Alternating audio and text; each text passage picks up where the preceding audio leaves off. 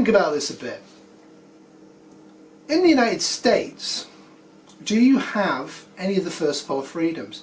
Do you have full freedom of speech and expression? Nope. Does every person have the right to worship God in their own way in the United States? Yeah, maybe. In the world? Nope. What about want? Does everybody have in the world a healthy standard of living? Nope. What about freedom from fear? Well, I would argue that freedom from fear is absolutely lacking in the United States. And it's also lacking in Canada and so everywhere else, right? Now, one of the interesting things is, I'm going to read you this one.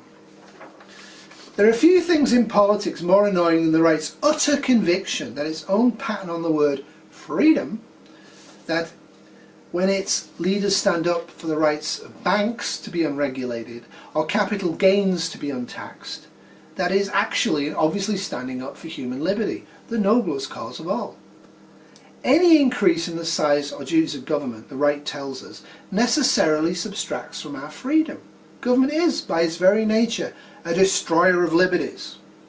The Obama administration specifically promised to interfere with the economy and the healthcare system so profoundly that Washington will soon would have had us all in chains. What we're going to end up with is higher taxes, bigger government and less freedom for the American people. House Republican leader John Boehner, can't pronounce his name, it's a very odd name, I guess it's German, said on Fox News, "We're going to have a real fight for how much freedom we're going to have left in America." Really? The government's job is to remove freedoms, but allow a certain degree of liberty within those removals. No government anywhere is going to give its people freedom. The freedom I have to pay taxes to support my government should be the same freedom Amazon has to pay my government taxes to an equal degree. What we have is an ongoing inequity where the people who own the stocks, the people who own the corporations are becoming more and more and more and more wealthy all across the world. This isn't just America. And they're becoming more and more and more able to control government policy. Freedom is freedom for the banks to operate without restriction. Freedom is for the banks to charge ridiculous interest rates. Freedom is to re-tier the educational system so people get more and more debt. So by the time you emerge from university with a degree, you have huge, incredible debt. Freedom is the freedom for doctors and hospitals to make a huge profit on you getting cancer. Freedom is the insurance company's rights not to bother insuring you because you're too fat or too poor. True freedom is not obtainable. What is obtainable is life, liberty, and the pursuit of happiness for all. The current system is making sure that's an impossibility. Our press are lying to us. Our press is more and more controlled by a certain handful of billionaires. Our governments are unable to act on the simplest of things.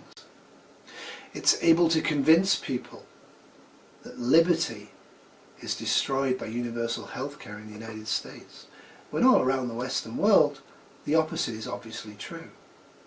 But Americans are taught from a very early age that any government is bad government, except of course the military, which is a branch of government, by the way. So you can have a huge military to impose its will upon external forces and to prevent external forces attacking the Americans, and that's just fine. It's fine to have the most mega, colossal military that's so oversized. It really should be being cut to help pay off the deficit, if you think about it.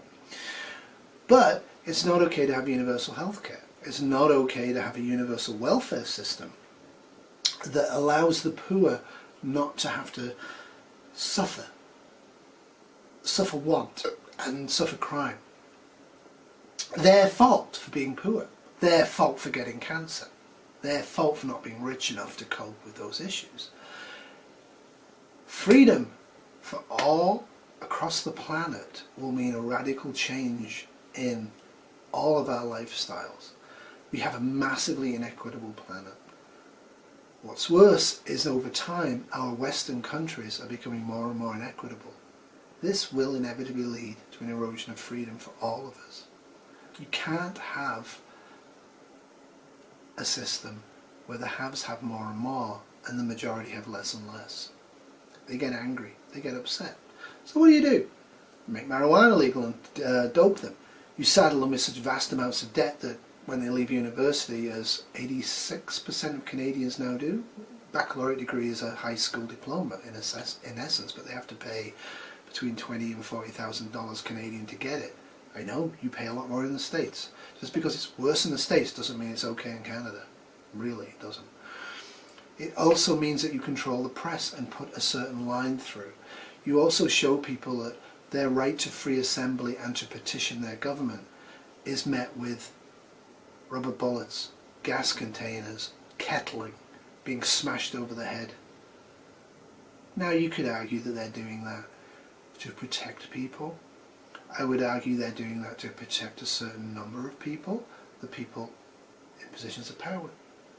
So for me, I cannot say that we can ever have freedom. We cannot. I can say that we need to have liberty to have free action within prescribed ranges that do not harm ourselves, other human beings, and don't allow other people to harm. This doesn't mean throwing open the borders and allowing every single refugee in. What it means is you don't allow refugees in without spending at least the same amount of effort trying to mitigate why they have to try and break into your country. Whilst I was a Liberal, Canadian Liberal Party member, which I resigned in disgust about a year ago now, I spoke to the Prime Minister, Justin Trudeau, and I said, it's great that we're allowing about 1 in 250 Syrians into Canada, but it seems to me that mostly what we're letting in are the ones with PhDs. So we know that they'll take the jobs in the donut stores, and then their kids probably will grow up and be very educated. Kind of looked blank at me. I said, well, what are we doing for the other Syrian refugees who are in the tents in the deserts? And there was a bit of mumbling. And the answer is, nothing. But Canadians on their own as individuals can send money to the Red Cross. That, folks, is how much freedom we have. We don't have any. What we have are liberties, and our liberties are being poisoned and eroded. The principal methods of control: sedate the population, indebt the population, make the population frightened to speak out, because control by fear is great. The other thing they're doing, they're pitting left against right. Our enemies of our freedoms and our liberties, they don't live where you live.